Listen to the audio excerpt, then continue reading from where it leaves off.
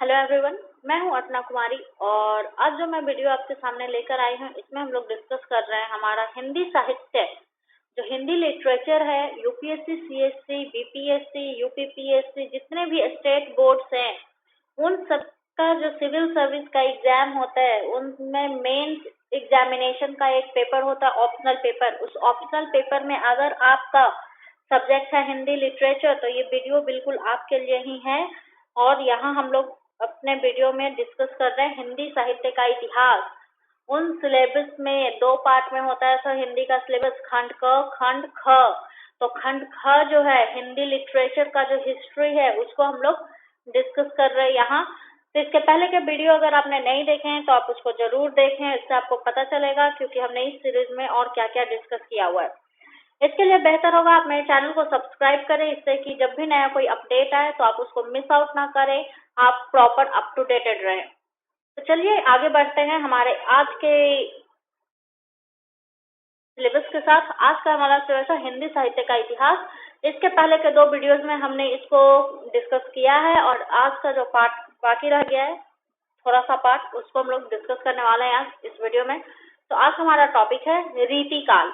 रीतिकाल, हिंदी साहित्य का रीतिकाल। रीतिकाल सर आप लोगों ने अगर पहले का वीडियो देखा होगा तो उनको समझ में आ रहा होगा कि हमने हिंदी साहित्य के का जो इतिहास है, हिंदी साहित्य की का जो सफर है, जो जर्नी रही है, तो उसको हम लोगों ने from starting to till now 3 part में डिवाइड किया है सर। आदिकाल, मध्यकाल और आधुनिक काल।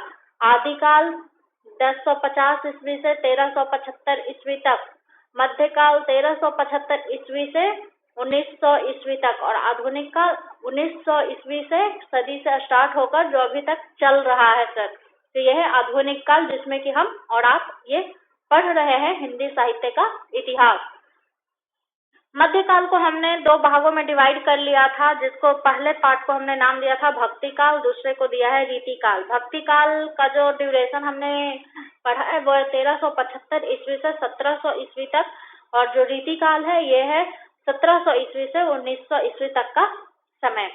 तो देखिए सर, रीति काल कहने का अगर आप इसको अलग कर करके देखें, रीति और काल, काल का मतलब होता है समय और रीति, तो हिंदी में रीति का प्रयोग काव्य शास्त्र के लिए किया गया है।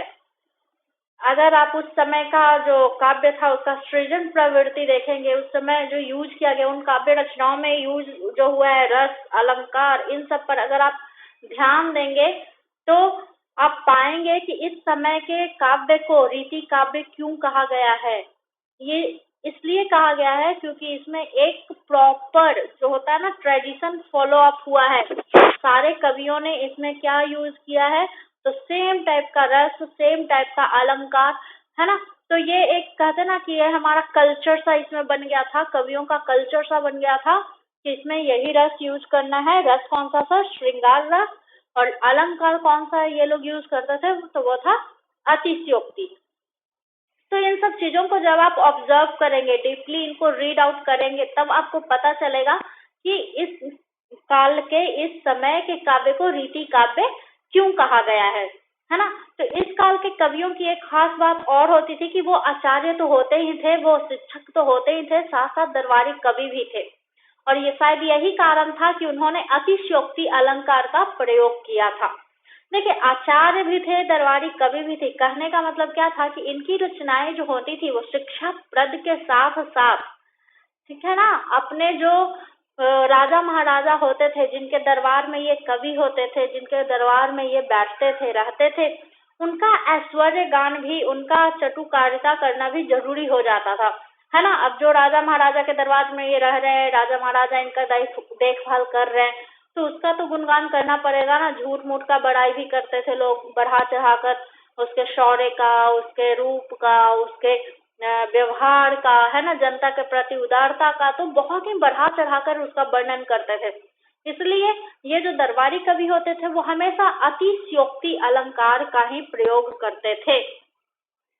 तो देखिए, इस काल के जो कवि हुए हैं, जिनको कि हम लोग रीतिकालीन कवि कह रहे हैं। रीतिकालीन मतलब जो रीत काल के समय हुए, जो इस समय में कवि हुए, उनको हम लोग 3 भागों में डिवाइड कर देंगे।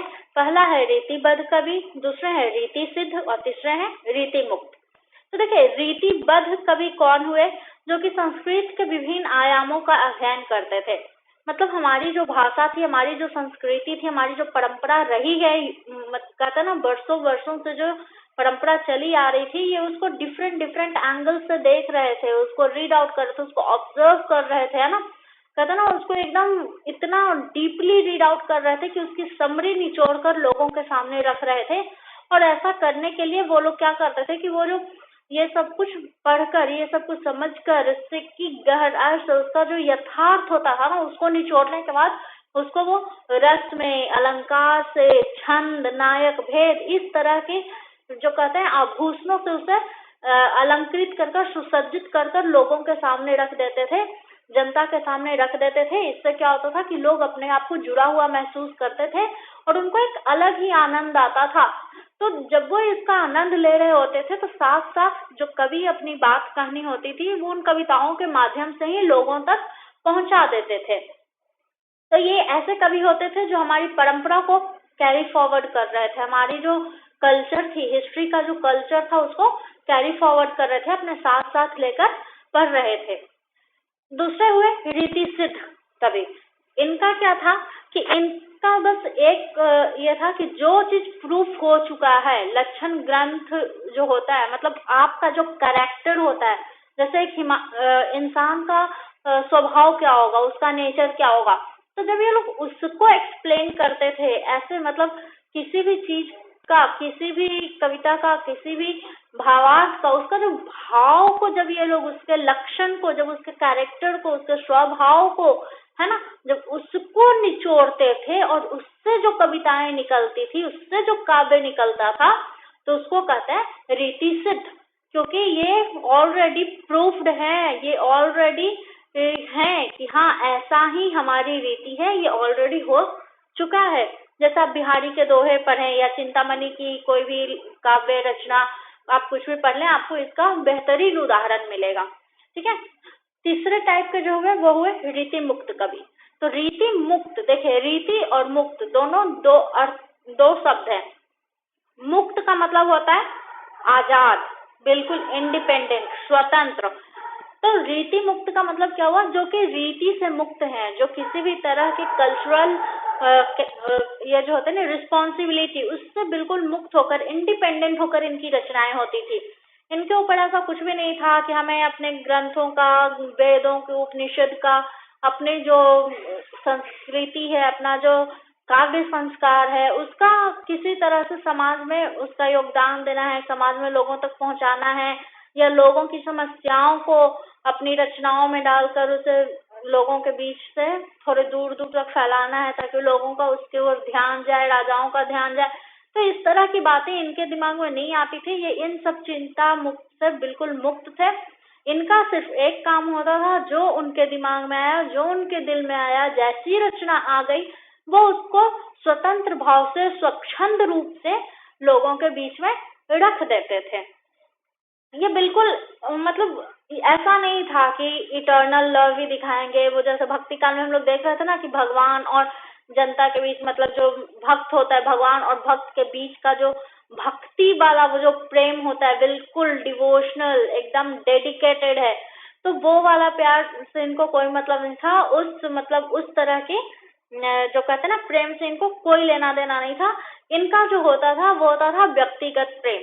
ज्यादातर ये लोग इस पे लिखते थे, जो होता ना सेल्फ लव या सेल्फ रोमांटिसिज्म, उस चीज को ये लोग लेके चल रहे थे, समाज में नायक नायिका बना रहे थे। तो ये दो आम लोगों को ऐसा एज्यूम करते थे, उनके बीच के प्रेम को दर्शाते थे। आप एक तरह से कह सकते हैं कि इनको लोकहित का कोई भी चिंता नहीं था, किसी से इसको डर नहीं था, समाज का डर नहीं था कि समाज में क्या असर होगा इसका, या समाज में लोग कैसे इसको देखेंगे, किन नजरों से इसको एक्सेप्ट करेंगे, नहीं करेंगे, इनकी कविताओं को वो वैल्यू मिल पाएगी कि नहीं जो बाकी पहले के कवियों को मिलती थी। तो इनमें इस तरह की कोई बात नहीं थी। ये बिल्कुल इंडिपेंडेंट रूप से, बिल्कुल ही स्वच्छंद रूप से अपनी कविताएं करते थे। तो इसीलिए इनको रीति मुक्त कवि कहा जाता है। देखिए, इसके बाद अभी जो हम लोग यहाँ बात कर रहे थे कि नायक भेद, रीतिबद्ध कवियों की जो हम बात कर रहे थे, तो वहां है रस, अलंकार, छंद, नायक भेद, है ना। तो ये नायक भेद क्या होता है, नायक भेद क्या था नहीं था, रस क्या है, अलंकार क्या है, छंद क्या है, आप में से बहुतों को पता होगा, लेकिन बहुत से लोग ऐसे होंगे जिनको कि ये चीजें समझ में नहीं आती होंगी। तो उसके लिए फिक्र करने की जरूरत नहीं है। अभी जो हम लोगों ने ये कोर्स स्टार्ट किया है, तो इसके बाद का जो कोर्स आएगा वो इन्हीं सब चीजों को डिस्कस करता हुआ आएगा, क्योंकि ये जो रस, अलंकार, छंद, नायक भेद, ये सब आप देख रहे हैं और भी ऐसे बहुत सारे टॉपिक्स हैं, ये साहित्य के ग्रामर में आते हैं। साहित्यिक व्याकरण जब हम लोग पढ़ेंगे, है ना, जो लिटरेचर का ग्रामर पोर्शन है, देखिए हिंदी लिटरेचर और हिंदी ग्रामर दो चीजें हमने बचपन से पढ़ी, स्कूल में हमने पढ़ रखा है। एक होता था जिसमें हम लोग विलोम, पर्यायवाची, पुल्लिंग, स्त्रीलिंग वो पढ़ते थे, वो हमारा ग्रामर पोर्शन था। साहित्य में जो हम लोग बात करते थे लिटरेचर, उसमें क्या होता था, कविताएं होती थी, बिहारी के दोहे, कबीर की कवितावली, ये सब चीजें, कहानियां, लेख, ये सब हमने पढ़ रखा था, है ना, उपन्यास वगैरह। अब यहाँ देखिए, ये जो हमारा हिंदी लिटरेचर वाला पोर्शन था, उसमें जो ग्रामेटिकल चीजें यूज होती थी, उसको हम लोग यहाँ डिस्कस करेंगे। और जब उसको डिस्कस करेंगे, जब उसको हम लोग पढ़ेंगे, तब हमें पता चलेगा कि रस क्या है, अलंकार क्या है, छंद क्या होता है, गद्य क्या होता है, नायक भेद क्या होता है, इसके कितने प्रकार हैं। तो ये सारी चीजें हम लोग डिटेल में पढ़ेंगे। तो देखिए, ये नायक भेद को आप एक बार देख सकते हैं। नायक भेद को हम 3 भागों में डिवाइड करके पढ़ेंगे, जैसे एकांकी निरूपी, विविधांग, सर्वांग निरूपी। ठीक है, तो इस तरह से हम लोग इसको 3 भागों में डिवाइड करके बहुत ही अच्छे से इसको पढ़ने वाले हैं, क्योंकि एक थोड़ा सा इम्पोर्टेंट टॉपिक हो जाता है। इसको अगर आप नहीं समझेंगे तो फिर आप समझो कि रीति काल का जो काव्य है वो आपका अधूरा रह जाएगा। तो नायक भेद का ज्यादा प्रयोग करने वाले जो प्रमुख कवि हुए हैं वो है केशव, भूषण देव और भिखारी दास जी। इनकी काव्य रचनाओं में, इनकी कहानियों में, इनके लेखों में आपको नायक भेद जरूर नजर आएंगे, और इन्होंने बहुत ही प्रचंड मात्रा में इसका प्रयोग किया है। इसके लिए इसको जानना बहुत जरूरी हो जाता है।